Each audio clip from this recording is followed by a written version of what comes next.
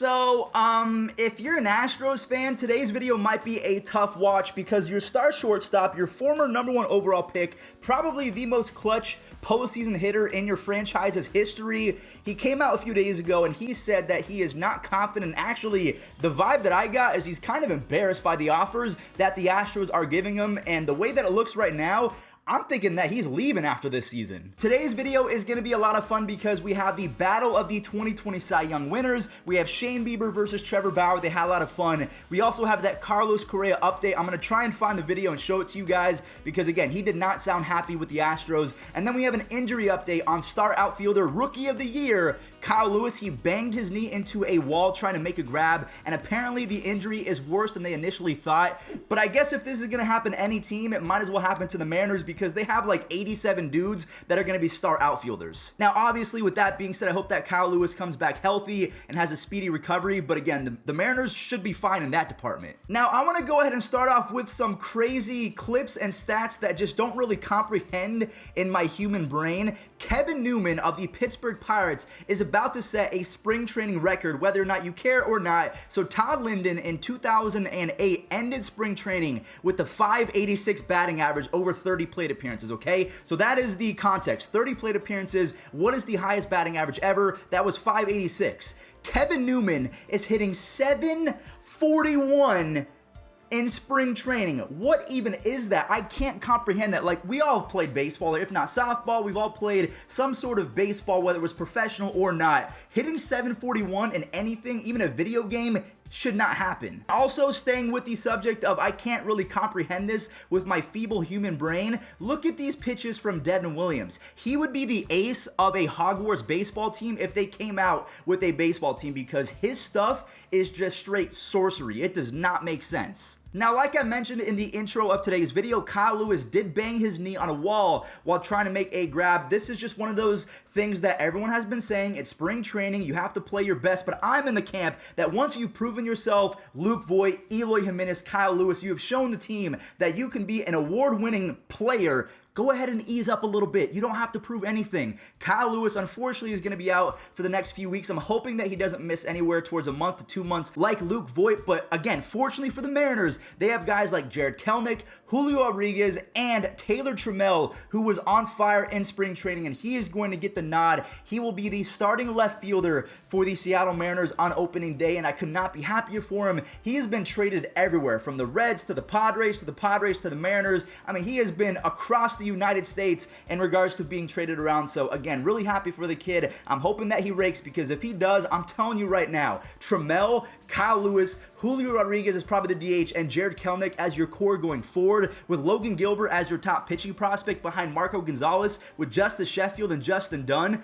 Wow, the Mariners are going to be the most likable team in the next 2 years. Speaking of most likable, I would say that Shane Bieber is one of the most liked pitchers in all of baseball, and he was going up against probably the most controversial player in general, Trevor Bauer. We know that they both won the Cy Young in 2020, and they had a lot of fun. Trevor Bauer told his manager, Dave Roberts, that, hey, I do not want you to DH for me. I want to go up against Shane Bieber, and this almost resulted into one of the funniest things I've ever seen, a base hit up the middle, but luckily for Shane Bieber, Andres Jimenez is a wizard over there. He was able to track that down fairly easy. I know for a fact that if this ball would have gone up the middle, they would have made a full documentary about Trevor Bauer getting a base hit against a Cy Young Award pitcher and his friend Shane Bieber. But Trevor Bauer was not done just yet in regards to trying to have some fun with his former teammates and current friends. Jose Ramirez, if you don't remember, they made a video a few years ago, or maybe last year, in the desert where they were just pitching to each other. It was really fun to watch. And yesterday, it was another matchup. Trevor Bauer was pitching with his eyes closed. He was signaling that he was going to throw one pitch, and then he would throw another pitch, and then he would signal one pitch and actually throw that pitch. And Jose Ramirez struck out. They smiled and laughed at each other. I mean, say what you want about Trevor Bauer off the field, but on the field, the man knows how to entertain. It's almost like watching a WWE match. I mean, it's fun. You know who's really fun to watch as well? And I would have firsthand experience of this? Francisco Lindor.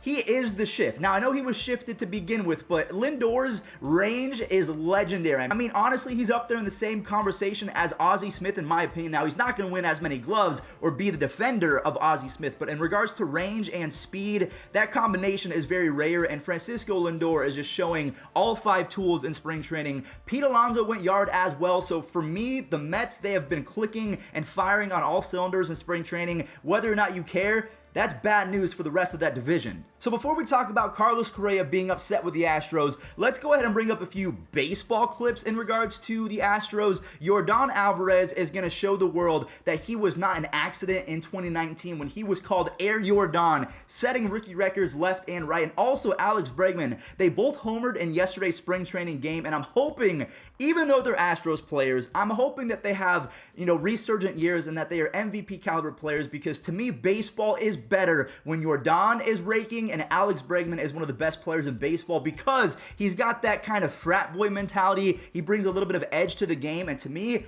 I like that. Even though a lot of people don't like him, they think he's a jerk. He's probably not the jerk that we think he is, but he does have a little bit of, cockiness to him, and for me, I like that. We need more of that in the game of baseball. Obviously, if we're going to have heroes like Mike Trout and Fernando Tatis, we're going to have villains, and why can't it be Alex Bregman? Especially because he's so good. I would love that. I mean, please, Bregman, if you're watching this, just go ahead and grab that narrative now. Be the villain. Be the bad guy, because honestly, if you can rake and play third base like you can, that'd be a lot of fun to watch. I'm going to try my best to find the clip of Carlos Correa talking about his free agency coming up in 2021, going into 2022. If I can't find the clip, I'll go ahead and talk about it, but if I can, I'll play it right now. Oof, the way things are looking, I don't know right now. First offer, I thought it was really low. If that's how they feel about me and that's where we stand, then I guess I'll go out there and play and try to win another championship for the city of Houston and then ask for free agency. Basically, what he says is that he's not confident about re-signing because the offers, quote, like he said, again, if I can't find the video, I'm sorry, but he said, I mean, you make that audible noise like when you're kind of like, yo, honestly, it was just kind of cringy. It was something that I gawked at. You can't really bring that to me and expect me to take it seriously. And I really like Carlos Correa in the postseason. Honestly, if I had a couple players to pick from Game 7 of the World Series, bases loaded, bottom of the 9th, 2 outs, there's a handful of players in Major League Baseball history that I would choose. And to be honest with you, I would consider Carlos Correa. He has zero pulse when it comes to the playoffs. He becomes even better. And say what you want about 2017 and the fact that he was running his mouth when the Astros got caught and telling Cody Bellinger to shut the F up. But to me, as a baseball player in the playoffs, you can't get much better than Carlos Correa. So let me know in the comment section down below, what do you make of the Astros going into the next season? Do we think that they're going to be the favorites in the American League West, or are they going to kind of play off their recent struggles in the regular season of 2020, but then all of a sudden course correct in the playoffs and be one of the best teams in baseball? And finally, let's go ahead and talk about a few young guys that have the highest ceilings in all of baseball. They just have to stay healthy and put it together. Tyler Glasnow in his final tune-up start in spring before starting on opening day, he had 10 strikeouts, looked absolutely dialed in. Of course, his command is always going to be an issue. I feel like that is just the storyline for Tyler Glasnow. He's so lengthy. Maybe he just is incapable of throwing balls on the corners consistently. I don't know how the body works mechanically. Maybe that's the case. And then also Joe Adell with a diving catch. I'm hoping that he lives up to the hype because I've invested in a lot of his rookie cards, his first Bowman.